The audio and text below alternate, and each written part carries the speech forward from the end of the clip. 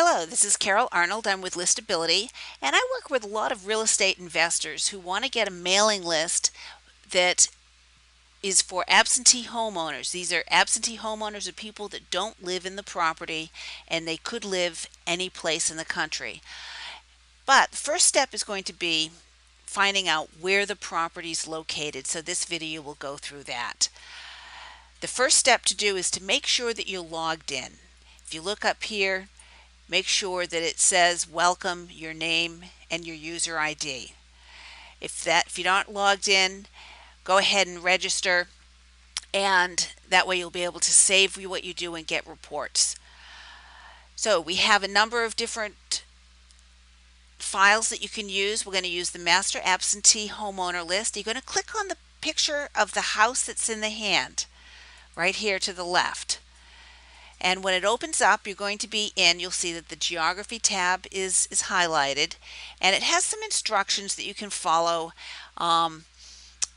if you want to come back and get some ideas. There are three ways of selecting where you want the property to be located. And here under the geography button tab, you have the buttons for property zip, property county, and property state.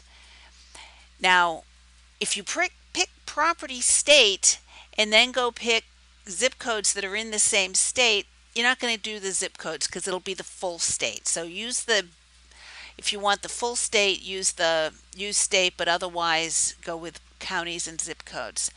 I'm going to go straight over here to zip codes.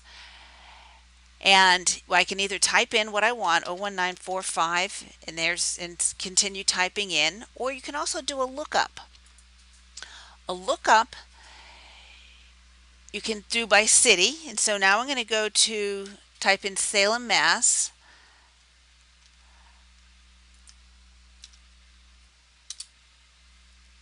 And search, and you can see here are the zip codes for Salem, Mass.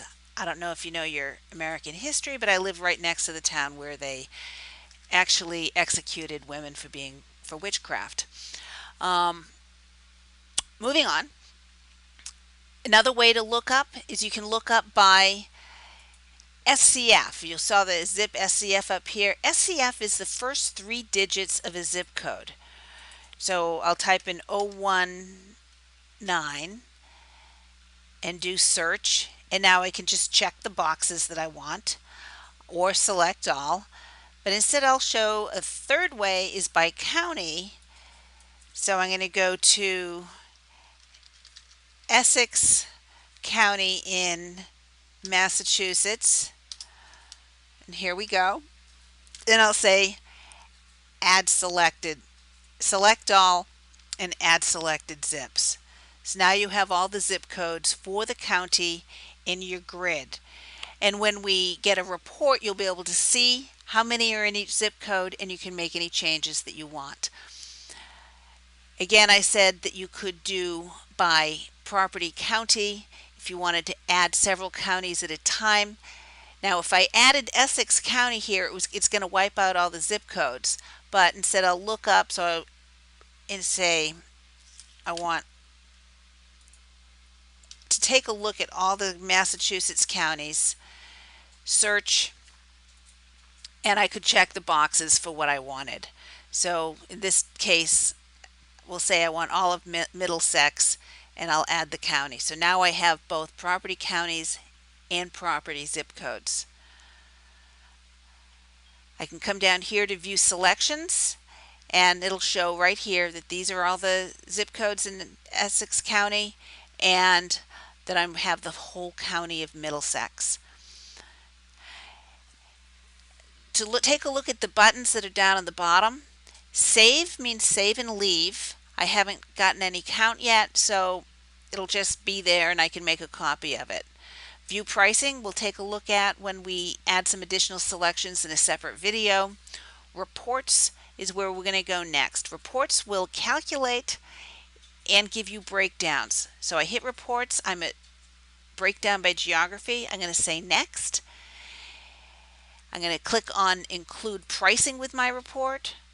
I'm going to check any boxes that are there that are available to check. I'm going to come down here to search description and delete what's in there, and I'm going to call this Essex, Zips, and Middlesex. So if I have several reports that I've done, I can tell which one's which. I'll come down to submit report. From here you can make a copy if you wanted to make changes right away, but chances are you're going to want to take a look at what you've had first. So I'll go to previous counts, and here we are up in the previous counts, and you can see it in the grid. And if we wait a moment, we'll be able to see how many are available. So if I hit previous counts again, it'll refresh the screen and it shows that there are 69,000. To take a look at the breakdown, I can come here to view order, and this shows how many are in each zip code and the fact that we have the additional selection of homeowner type detail selected.